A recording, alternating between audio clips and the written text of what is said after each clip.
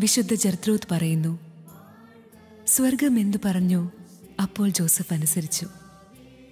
ആയതിനാൽ ഇപ്പോൾ വിശുദ്ധ ജോസഫ് എന്തു പറയുന്നു അപ്പോൾ സ്വർഗം അതനുസരിക്കുന്നു.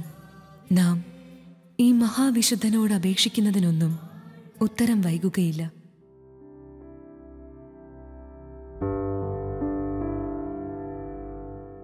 അറബിക്കടലിൻ്റെ തീരങ്ങൾ തഴുകുന്ന തിരമാലകൾ പോലെ, കൊച്ചിയുടെ കായലോരങ്ങളെ തഴുകുന്ന ഓളങ്ങൾ പോലെ, അനുഗ്രഹത്തിൻ്റെ തലോടലുകൾ മാത്രം നൽകി ഒരു ജനതയെ നയിക്കുന്ന ഒരു പുണ്യതാതൻ്റെ മണ്ണിനെ ആകാശക്കാഴ്ചയിലൂടെ ദർശിച്ചുകൊണ്ട് ആ സുഗന്ധം പരത്തുന്ന പുണ്യമണ്ണിലേക്ക്, കണ്ണമാലി എന്ന കടലോര ഗ്രാമത്തിലേക്ക്, എറണാകുളം ജില്ലയിലെ കൊച്ചി രൂപതയ്ക്ക് കീഴിലുള്ള കണ്ണമാലി ദേവാലയത്തിൻ്റെ പുണ്യഭൂമിയിലേക്ക്, യൗസേപ്പിതാവിൻ്റെ സവിധത്തിലേക്ക്, ഇതാ ഇവിടെ വിശുദ്ധ അന്തോണീസിൻ്റെ നാമത്തിലുള്ള ഇടവകയുടെ പ്രധാന പള്ളിയും ഇടവകയിലെ പുണ്യാത്മാക്കൾ അന്ത്യവിശ്രമം കൊള്ളുന്ന സെമിത്തേരി പള്ളിയും യൗസേപ്പിതാവിൻ്റെ ആത്മീയ പ്രൗഢി വിഹായസിൽ ഉയർന്നു നിൽക്കുന്ന പുതിയ കപ്പേളയും, കണ്ണീരണിഞ്ഞ ജീവിതങ്ങളെ പിതാവിൻ്റെ സ്നേഹത്താൽ മാറോട് ചേർക്കുന്ന പുണ്യതാതൻ യൗസേപ്പിതാവിൻ്റെ പുണ്യരൂപവും, കപ്പേളയ്ക്കുള്ളിലെ 10 വിശുദ്ധരുടെ തിരുശേഷിപ്പുമായി തീർത്ഥാടകരെ ചേർത്തു നിർത്തുന്ന പുണ്യഭൂമി.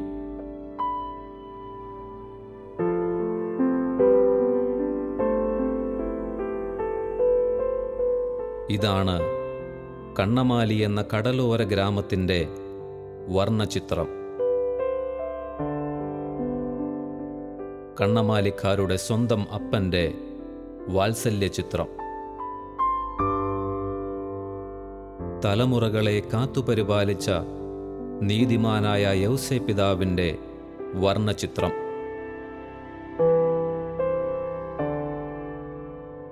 ദിവ്യകുമാരനെ ചേർത്തുപിടിച്ചു നിൽക്കുന്ന ഈ തിരുരൂപത്തിൻ്റെ തേജസ് പോലെ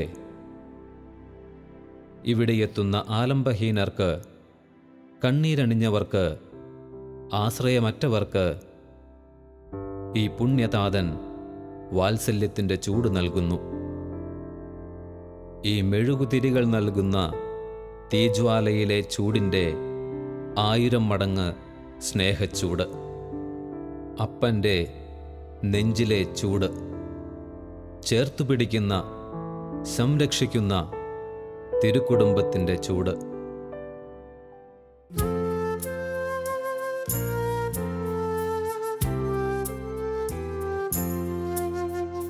മഹാത്മാവായ വിശുദ്ധ യൗസേപ്പിതാവേ, അങ്ങേ ശക്തമായ കരങ്ങളിൽ ഞങ്ങളെ ഭരമേൽപ്പിക്കുന്നു.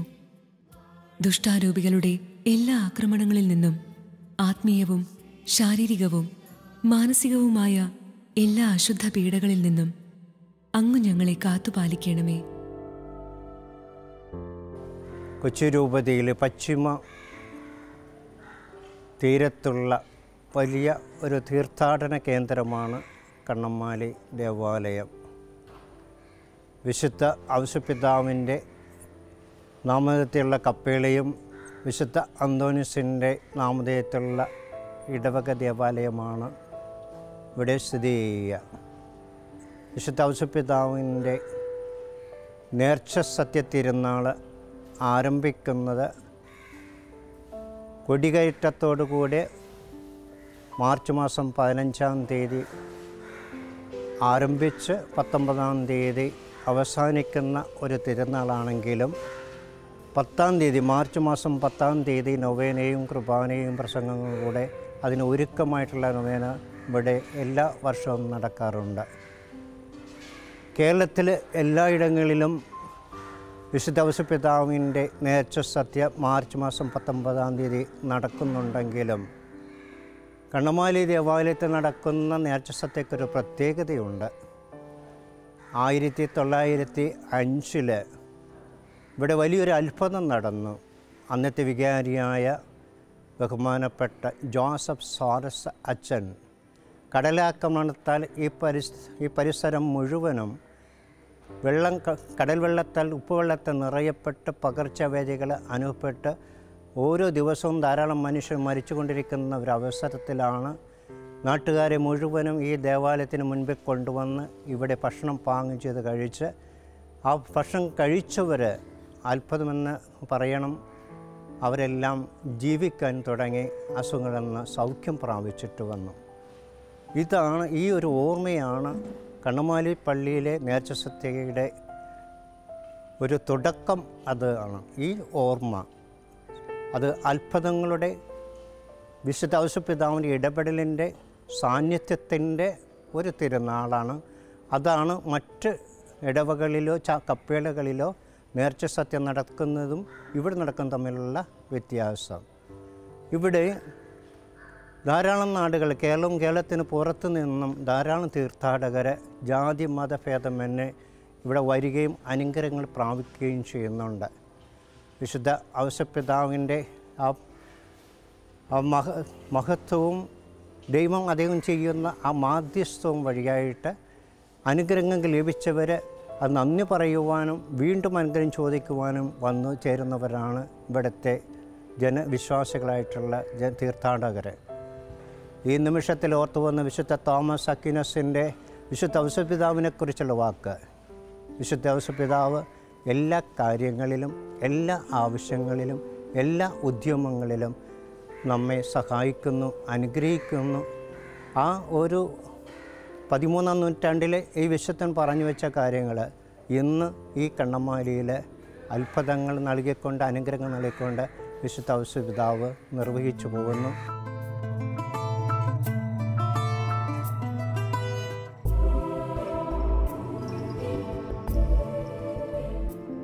ഇവിടുത്തെ ഊട്ടുതിരുനാളിൻ്റെ ചരിത്രത്തിലേക്ക് സഞ്ചരിക്കാം. തീർത്തും കടലോര മക്കൾ തിങ്ങിപ്പാർത്തിരുന്ന മത്സ്യത്തൊഴിലാളികളുടെ ഗ്രാമമായിരുന്നു കണ്ണമാലി. ഇവരുടെ സങ്കടങ്ങൾ ഇറക്കി വയ്ക്കുവാനായിരുന്നു 1745 അമലോത്ഭവ മാതാവിൻ്റെ നാമത്തിലെ ആദ്യത്തെ ദേവാലയം ഈ കടലോരത്ത് നിർമ്മിക്കപ്പെട്ടത്. അരനൂറ്റാണ്ടോളം ആ പള്ളി അവിടെ നിലനിന്നു. പിന്നീട് കടൽ അല്പാൽപമായി ഈ ദേവാലയത്തെ വിഴുങ്ങി. ആദ്യത്തെ പള്ളിയുടെ കിഴക്കുമാറി പിന്നീട് ഈ ജനത വീണ്ടും ദേവാലയം നിർമ്മിച്ചു.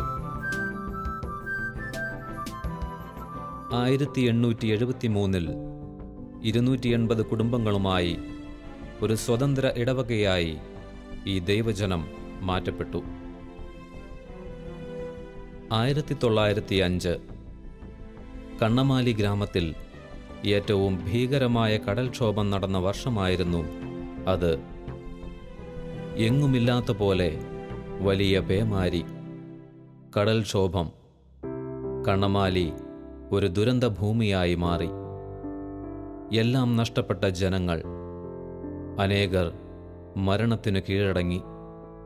വളർത്തുമൃഗങ്ങൾ ചത്തൊടുങ്ങി. തീരത്ത് ജഡങ്ങളടിഞ്ഞു. ദുർഗന്ധം നിറഞ്ഞ അന്തരീക്ഷം. കുഴിച്ചു മൂടുവാൻ പോലും മണ്ണില്ലാതെ നിലവിളികൾ മാത്രം.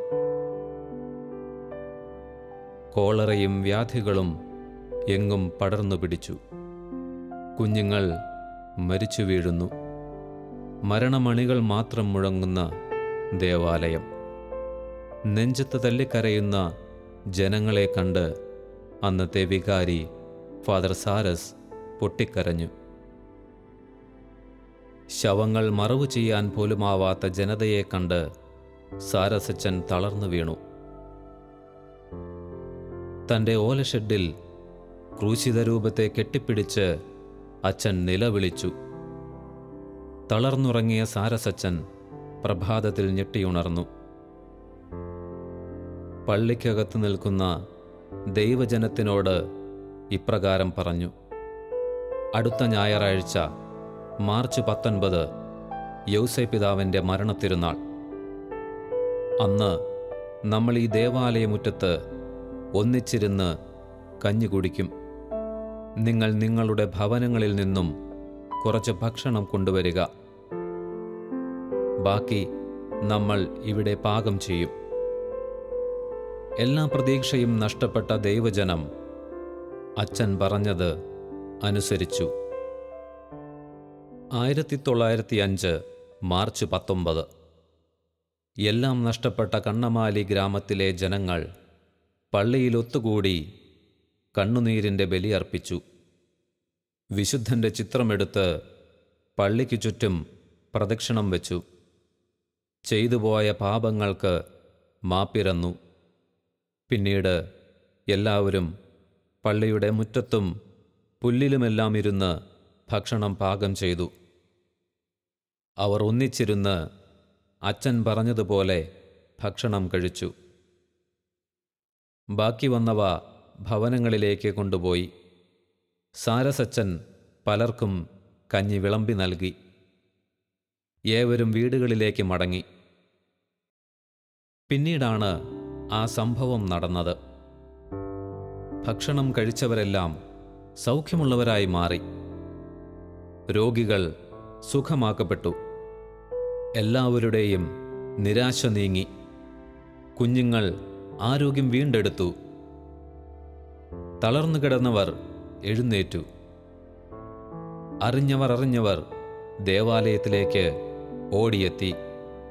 യൗസേപ്പിതാവിൻ്റെ രൂപത്തിൽ തൊട്ടുവണങ്ങി നന്ദി അർപ്പിച്ചു.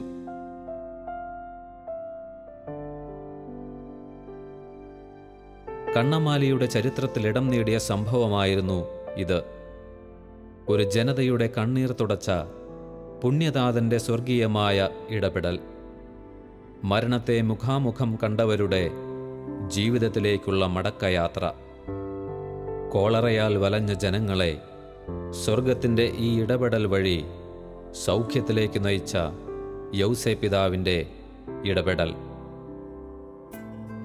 കണ്ണമാലിയുടെ തീരത്ത് നിന്ന് കോളറ അപ്രത്യക്ഷമായി. കേട്ടവർ ഈ ദേവാലയത്തിലേക്ക് ഓടിയണയുന്നു. വിശുദ്ധൻ്റെ മണ്ണിലിരുന്ന് ഒരു പിടി അന്നമുണ്ണുവാൻ ഇന്നും 10,000 ഓടിയണയുന്നു. ഈ നാടിന് സ്വർഗം കാത്തുവച്ച മഹാത്ഭുതങ്ങളുടെ ചരിത്രം ഇതായിരുന്നു. ഇന്നും ലോകമെങ്ങും നിന്ന് അനേകായിരങ്ങൾ ഇവിടെയെത്തുന്നു. നസ്രത്തിലെ സ്നേഹപാലകൻ, കന്യാവ്രതക്കാരുടെ കാവൽക്കാരൻ, തിരുസഭയുടെ പാലകൻ, നന്മരണ മധ്യസ്ഥൻ വിശുദ്ധ യൗസേപ്പിതാവ് ഈ പുണ്യഭൂമിയെ വിശുദ്ധമാക്കി ഇന്നും ഈ സുഗന്ധം പകർന്നു നൽകുന്നു. കായലും കടലും തഴുകുന്ന ഈ മണ്ണിൽ പിതൃവാത്സല്യത്തിൻ്റെ തലോടലുമായി ഈ പുണ്യതാതൻ ശോഭിക്കുന്നു. കടലും കായലും തൊട്ടുരും നീടുന്ന കണ്ണമാലിയെന്നും പുണ്യഭൂമി. അശരണരാകും തീർത്ഥാടകരുടെ നിലവിളി കേൾക്കുന്ന സന്നിധാനം ഈ യൗസേപ്പിതാവിൻ ദേവാലയം. കടലും കായലും തൊട്ടുരും നീടുന്ന കണ്ണമാലിയെന്നും പുണ്യഭൂമി. അശരണരാകും തീർത്ഥാടകരുടെ നിലവിളി കേൾക്കുന്ന സന്നിധാനം ഈ യൗസേപ്പിതാവിൻ ദേവാലയം. യൗസേപ്പിതാവേ പുണ്യദാതാ, ഞങ്ങൾക്കു വേണ്ടി പ്രാർത്ഥിക്കണേ. കണ്ണമാലി ഗ്രാമത്തിൻ സ്നേഹദാതാ, ഞങ്ങൾക്കു വേണ്ടി പ്രാർത്ഥിക്കണേ.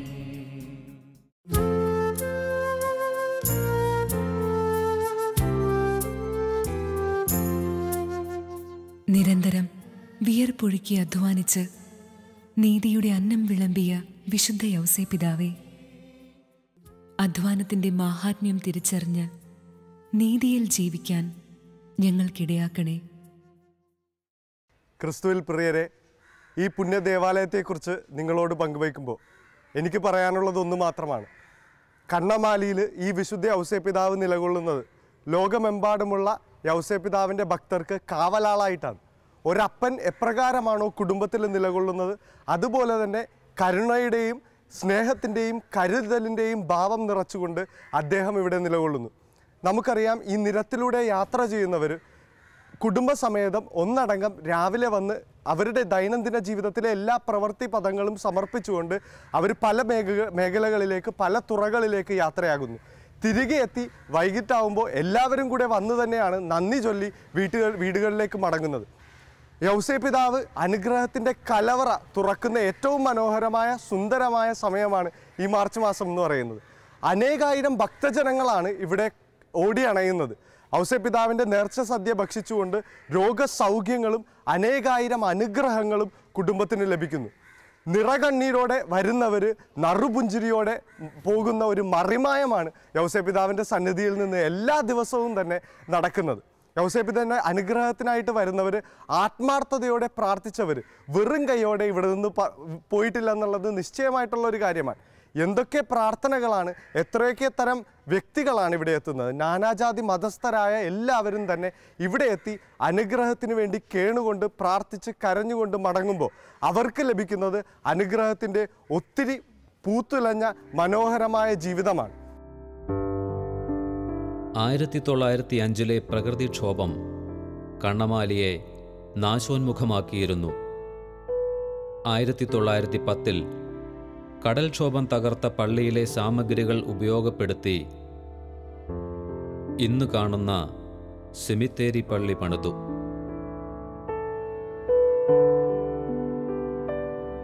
1942 ഇന്നു കാണുന്ന ഇടവക ദേവാലയം ആശീർവദിക്കപ്പെട്ടു.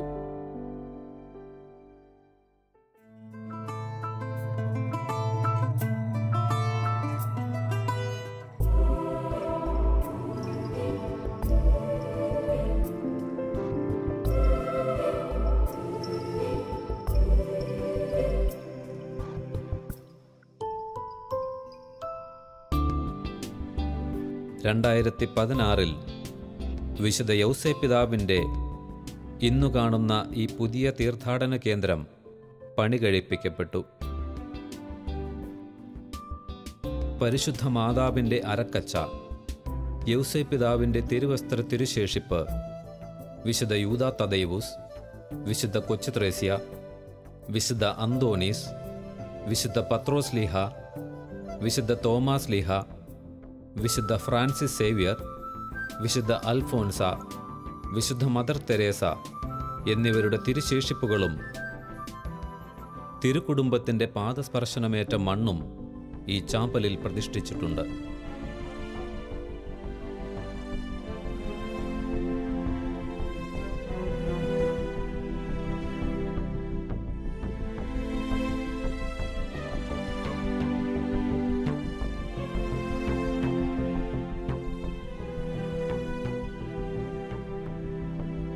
മൗനം വാചാലമാകുന്നിടമാണ് കണ്ണമാലിയിലെ വിശുദ്ധ യൗസേപ്പിതാവിൻ്റെ സന്നിധി.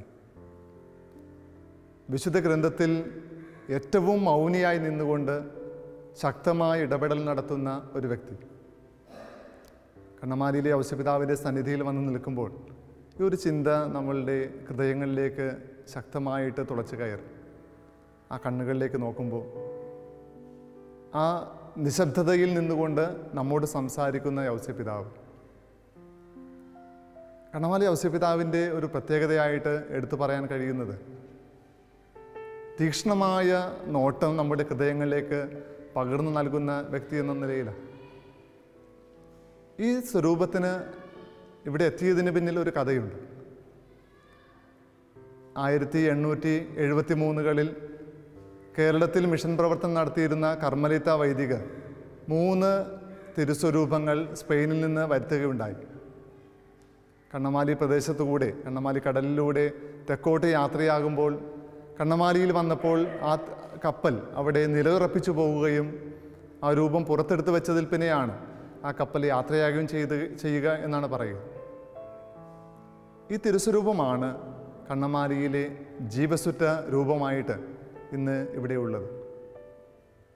ആരൊക്കെ ആ രൂപത്തിന് മുന്നിൽ വന്ന് പ്രാർത്ഥിക്കുന്നുവോ, ആ രൂപത്തിലേക്ക് നോക്കുന്നുവോ, അവരെയൊക്കെ ദൃഢതയോടുകൂടി നോക്കുന്ന, വാത്സല്യത്തോടുകൂടി നോക്കുന്ന, എന്നാൽ ജീവൻ പകർന്നു നൽകുന്ന ഒരു നോട്ടമായിട്ട് ആ രൂപം നമ്മുടെ മുന്നിലുണ്ട്. അതുതന്നെയാണ് കണ്ണമാലിയെ മറ്റ് പ്രദേശങ്ങളിൽ നിന്ന് വ്യത്യസ്തരാക്കുന്നതും വ്യത്യസ്തമാക്കുന്നതും. ഒരുപക്ഷെ ഇപ്രകാരമുള്ള ഒരു തിരുസ്വരൂപത്തെ മറ്റെവിടെയെങ്കിലും കണ്ടെത്താൻ പറ്റുമെന്ന് തോന്നുന്നില്ല. വചനത്തെ ഏറ്റവും ശക്തമായ രീതിയിൽ തൻ്റെ നോട്ടത്തിലൂടെ നൽകുന്ന ഒരു വ്യക്തിയായിട്ട് കണ്ണമാലിയിലെ ഔസേപ്പിതാവ് മാറുന്നുണ്ട്. മൗനം വാചാലമാകുന്നിടമാണ് കണ്ണമാലിയിലെ ഔസേപ്പിതാവിൻ്റെ സന്നിധി. നമുക്ക് പ്രാർത്ഥിക്കാം. ഔസേപ്പിതാവേ, നിൻ്റെ ആ മൗനം ഞങ്ങളുടെ ജീവിതങ്ങളിൽ എന്നും നിലനിൽക്കുവാൻ, അങ്ങനെ നീ നൽകുന്ന സാന്ത്വനം മറ്റുള്ളവരുമായി പങ്കുവയ്ക്കുവാൻ ഞങ്ങളെയും അനുഗ്രഹിക്കണമേ. പരിശുദ്ധ അമ്മയുടെ നാമത്തിൽ സ്ഥാപിതമായ ഈ ഇടവക സമൂഹം വിശുദ്ധ അന്തോണീസിന്റെ പുണ്യദേവാലയം, യൗസേപ്പിതാവിന്റെ പ്രത്യേക മധ്യസ്ഥതയാൽ ചരിത്രത്തിൽ ഇടം നേടിയ സമൂഹം, മാർച്ച് 19 എന്ന ദിനം ഈ നാടിൻ്റെ പുണ്യദിനമാണ്.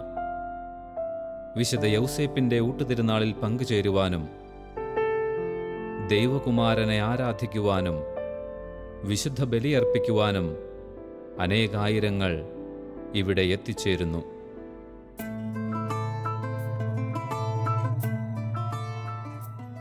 പായസനേർച്ചയും ഇവിടുത്തെ പ്രധാന ആകർഷണമാണ്. തിരുക്കുടുംബ പാലകൻ തൻ്റെ സ്വർഗീയ മധ്യസ്ഥതയാൽ തൻ്റെ ദിവ്യകുമാരനിലേക്ക് ജനകോടികളെ ആനയിച്ച കണ്ണമാലിയുടെ ആത്മീയ സുഗന്ധം.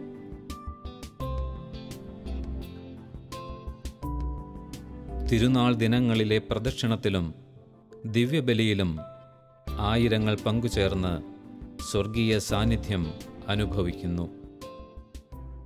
യൗസേപ്പിതാവേ പുണ്യദാതാ, ഞങ്ങൾക്കു വേണ്ടി പ്രാർത്ഥിക്കണേ.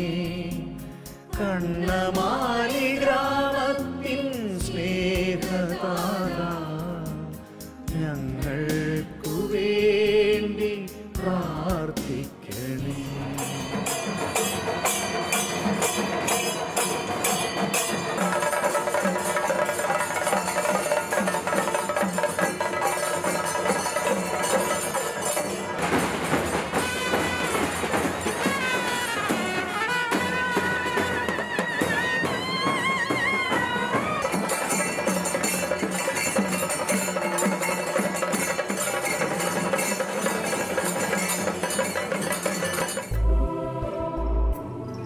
കോളറയും വ്യാധികളും പടർന്നു പിടിച്ച് നശിച്ചു പോകേണ്ടിയിരുന്ന ഒരു ജനതയെ ഈ പുണ്യതാതൻ തൻ്റെ സ്വർഗീയ മാധ്യസ്ഥത്താൽ പൊതിഞ്ഞു പിടിച്ചതിൻ്റെ ചരിത്രം ഇന്ന് 1 നൂറ്റാണ്ട് പിന്നിടുന്നു.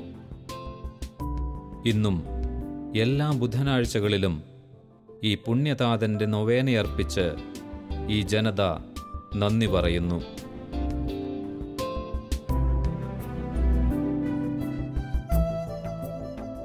ആരും സഹായമില്ലാതെ വരുന്ന നീറുന്ന വേളകളിൽ ഈ സ്വർഗീയ താതൻ നമുക്ക് തൻ്റെ നിശബ്ദമായ സാന്നിധ്യമേകുന്നു. നസറേത്തിലെ തിരുക്കുടുംബത്തിനെ സംരക്ഷിച്ച അതേ കരങ്ങൾ ഇന്നും തിരുസഭയ്ക്ക് കാവലായി ഈ പുണ്യതാതൻ വിരിച്ചുപിടിക്കുന്നു. കടലും കായലും തഴുകുന്ന ഈ മണ്ണിൻ്റെ സ്വർഗീയ സുഗന്ധം ലോകമെങ്ങും നിറയുന്നു. തൻ്റെ മുൻപിൽ വരുന്ന ആരെയും ഉപേക്ഷിക്കാതെ ഈ പുണ്യപിതാവ് സംരക്ഷിക്കുന്നു. കാറ്റും കോളും നിറയുന്ന ജീവിതങ്ങളെ ഈ നീതിമാനായ താതൻ പൊതിഞ്ഞു പിടിക്കുന്നു. കടലും കായലും തൊട്ടുരും നീടുന്ന കണ്ണമാലിയെന്നും പുണ്യഭൂമി, അശരണരാകും തീർത്ഥാടകരുടെ നിലവിളി കേൾക്കുന്ന സന്നിധാനം, ഈ ഔസേപ്പിതാവിൻ ദേവാലയം. കടലും കായലും തൊട്ടുരും നീടുന്ന കണ്ണമാലിയെന്നും പുണ്യഭൂമി, അശരണരാകും തീർത്ഥാടകരുടെ നിലവിളി കേൾക്കുന്ന സന്നിധാനം, ഈ ഔസേപ്പിതാവിൻ ദേവാലയം.